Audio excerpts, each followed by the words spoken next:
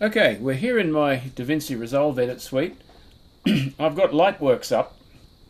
Now Lightworks runs the same Decklink card as Resolve, so we're running SDI to a calibrated SDI 4K monitor.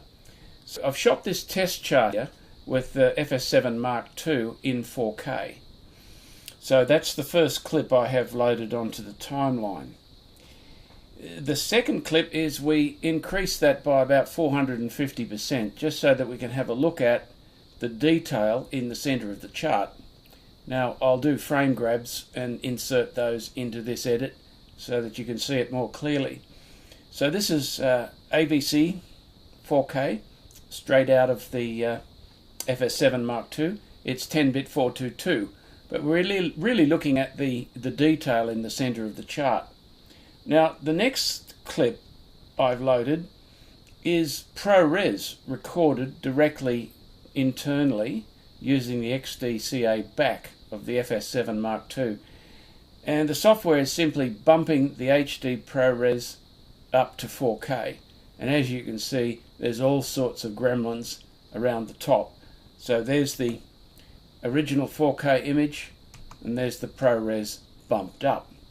So what I did was run that ProRes signal through some software called Topaz VAI that claims to use AI to do the up-res process from HD to 4K. So this is the first one there, which is using a model called Gaia. There are several models. The Gaia model is one of the options available to you in Topaz. Now, some models take longer to render than others. I've got a 3060 RTX GPU in my workstation, and I think we got about 2.1 frames a second with this particular model. And as you can see, it's not bad. Moving across to the next one, this is Artmus HQ, and that worked out at 5.5 frames a second. Now, that's not a bad model either, but there's some gremlins running around the center that you can see quite clearly there on this frame grab. Moving on to the next model is Prometheus. Now this particular one took, let me see, read how long it took, 15 frames per second. So this was an estimated, only took 15, ran at 15 frames a second rendering speed. It's not very good. You can see that quite clearly. So I don't recommend that one. Let's move on to the next one. This is Thea FineTune. This took 3.8 frames per second, and again we've lost the resolution in the center, so I don't recommend that model. Thea FineTune, again we've got noise and compression issues around the center, so none of them as good as the original 4K image from the FS7 II. Now, as a comparison again, there's the ProRes signal bumped up on the Lightworks software, so it doesn't work at all. And now we're looking at Artmus. Now this is getting close.